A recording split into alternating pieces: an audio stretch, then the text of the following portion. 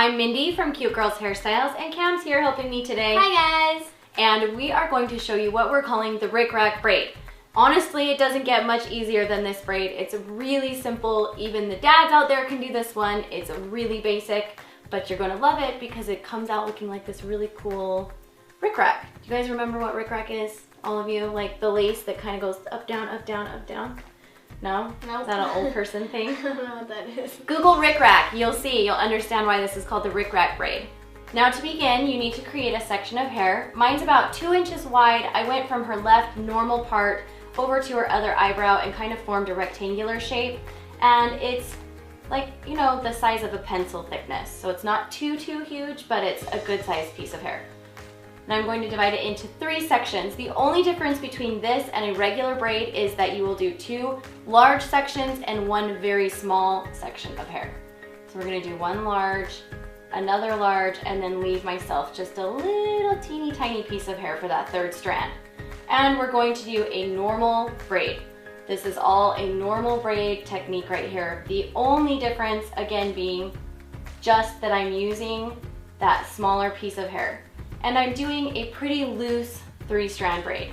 Don't want it too tight because we're gonna be pancaking it and that becomes difficult if the braid is too tight. When I get about this far down, I'm going to stop. I think that's pretty far enough. I want to pin her hair back to right about here, so I think that's a good length. I don't want to go much farther down or the pancaking can get kind of complicated. So I'm going to go back now and you can see this is my small strand. So small, small, small, small. I only want to pancake the large sections. So this one would be a big one. So I'm going to go ahead and pull that edge out. And I mean really pancake. Give it a nice big swoop. I'm going to go up a section right here. Again, you can see that's a large one. Gonna give it a nice big swoop. You can see that by pulling this one out, I started pulling on this one, so I'm gonna go back and go ahead and pull that side out now too. Give it a nice little swoopity swoop. So you can see swoop, swoop, swoop, swoop. So I have 2 more on this side, 2 more on this side. I'm gonna go ahead and just, if you just take it with your fingers, like I kind of grab them upside down, and then just flip your wrist like this, just kind of pops them out. So this one, pop that wrist, pulls them right out. This one, pops that wrist. Now if you get where you do a long braid, what happens is it starts pulling on the other hair a little funny, and then it doesn't lay as pretty, which is why we didn't go any farther down than this to begin with. So you can see we have our nice Rick Rack. I've got 1 more right here at the top I'm going to do. And just go back and re-pancake that one a little. And ta-da! We have our nice, beautiful Rick Rack shapes. I'm not going to do that very top one just because it leaves kind of a funny bump on the top of her head, so I like it to lay flat. So you can finish this off with an elastic, or if you prefer to just use bobby pins, that's fine too, whatever your preference is.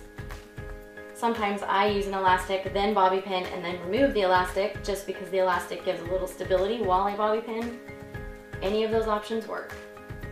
Just make sure you're kind of maintaining the shape of those Rick Rack pieces. These bottom ones are mostly not going to show. Now I'm going to pull it back. You can see I left some of the hair down so that she still has like a little more grown up look. I'm just going to go to the very back of her head, kind of right at the base of her skull, and I'm going to just find a little spot and tuck this in and grab a couple bobby pins.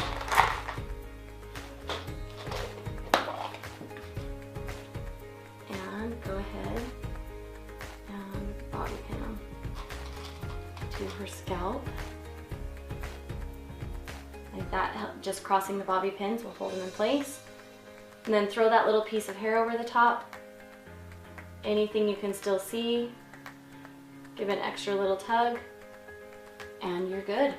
You have this fun little accent braid that looks very different, but is really not that different. Okay, let's do the final spin.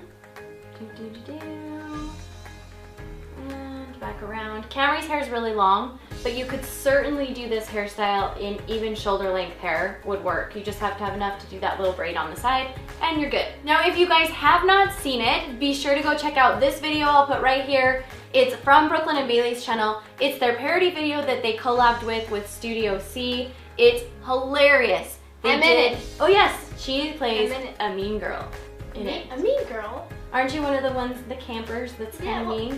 I guess. Yeah, so they did a spoof kind of like Parent Trap, and then on Studio C's channel they did a spoof of Prom.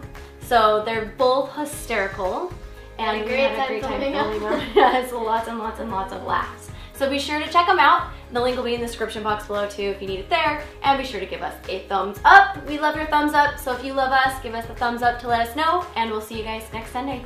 Bye, you guys. Bye.